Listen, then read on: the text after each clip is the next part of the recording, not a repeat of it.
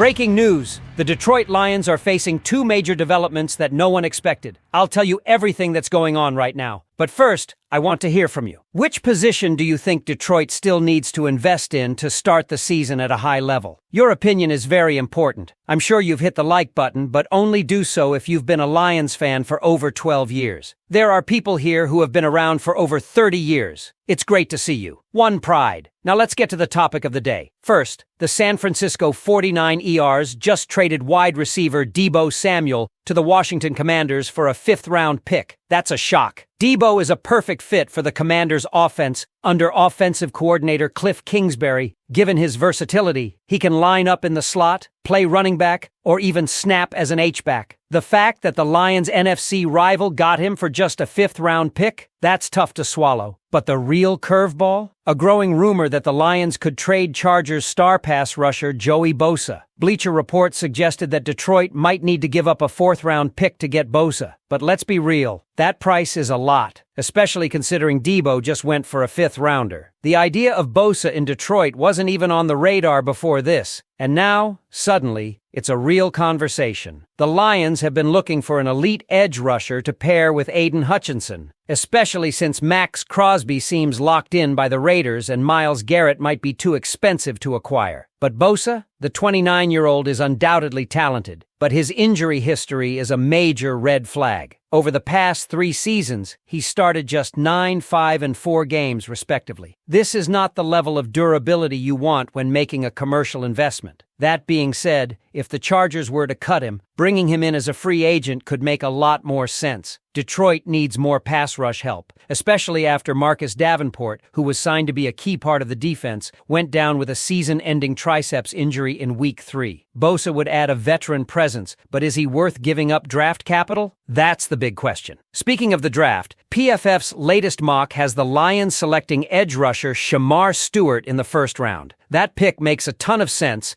and gets an A+ grade from PFF. Another name that keeps coming up is Brawlin Trice, another defensive end who could be paired with Hutchinson. The Lions are clearly focused on bolstering their defensive front, but one underrated need is the interior offensive line. PFF's latest mock draft has Detroit selecting one of the top guards in the third round, which is a smart move given the potential loss of veteran Kevin Zeitler and the declining play of Graham Glasgow. Detroit's salary cap situation is solid right now, and while they've given out some big contracts to their core players, they still have space to make a move. But looking ahead, they'll need to pay guys like Brian Branch and eventually Aidan Hutchinson, so any big additions need to be strategic. If they do make a splash signing, it'll likely be a short-term deal, similar to how they handled Zeitler's contract last year. Taking a step back and looking at the NFC North as a whole, the Lions are in a great spot. The Packers? They're a team that beats up on bad opponents but struggles against top-tier competition. Sure, Jordan Love has potential, but he's far from being the next Aaron Rodgers or Brett Favre. The Vikings? No quarterback, no threat. Jared Goff has completely figured out Minnesota's defense, and Detroit has dominated that matchup. And the Bears? They're a mystery. They just hired Ben Johnson as their head coach, and while he was a fantastic offensive coordinator in Detroit, can he handle being the head guy? That's a massive transition. The bottom line is that Detroit is 11-1 in divisional games over the last 2 seasons. That's dominance. And beyond the NFC North, the Lions have another advantage, the conference itself. The NFC is just weaker than the AFC. In the AFC, you've got Patrick Mahomes, Josh Allen, Joe Burrow, 5-star quarterbacks left and right. In the NFC, it's Baker Mayfield, Jalen Hurts, Jaden Daniels. Not exactly the same level of competition. The Lions don't have to worry about those elite quarterbacks until the Super Bowl. The future is bright for this team. They have a well-constructed roster, a manageable salary cap, and a strong coaching staff. Now, it's all about making the right moves in free agency and the draft. Should they take a shot at Bosa? Is Jahmyr St the right pick at edge rusher? Let me know in the comments what you think. And don't forget, the draft is right around the corner, and we'll be covering it live. Stay tuned! One of the biggest factors in the Lions' continued success will be how they manage their roster in the coming months. With free agency looming and the draft approaching,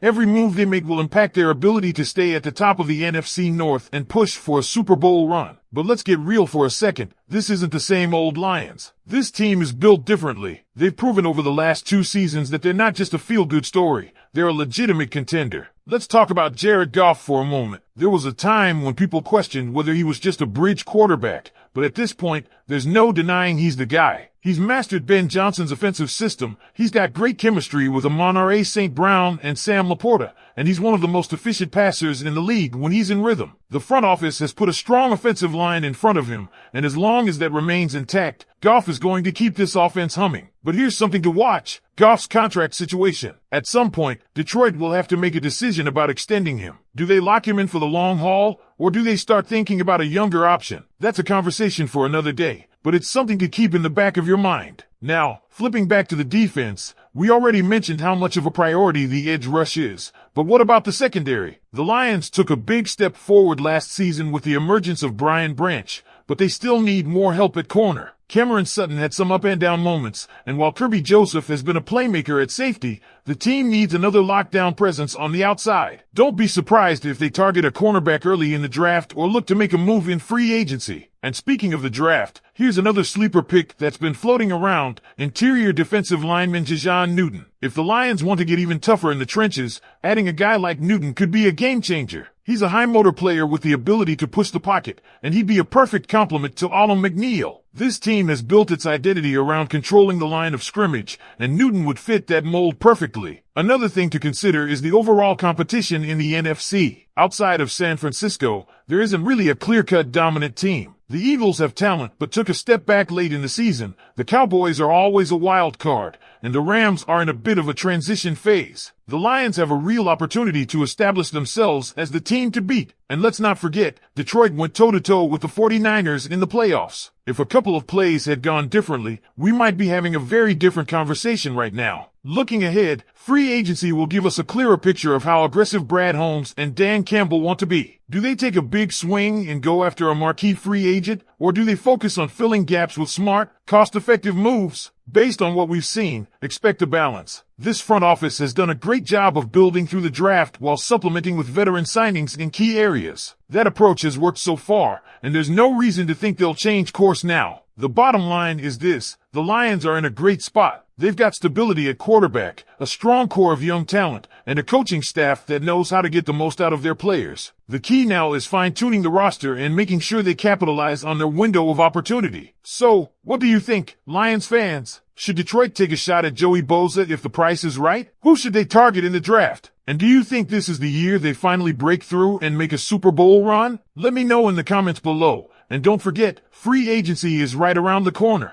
and the draft is coming up fast. We'll be covering it all right here, so make sure you're subscribed so you don't miss anything. Let's go Lions! The Detroit Lions are in a prime position to dominate the NFC North and push for a deep playoff run. With Jared Goff leading a high-powered offense and a defense that continues to improve, Detroit's biggest decisions now revolve around free agency and the draft. Should they take a chance on Joey Bosa if the price is right? Do they add another pass rusher like Jahmyr Stewart or a shutdown corner? The NFC remains wide open, and the Lions have a real shot at establishing themselves as the team to beat. What do you think? Are the Lions just getting started, or is this their year to go all the way? Let me know in the comments.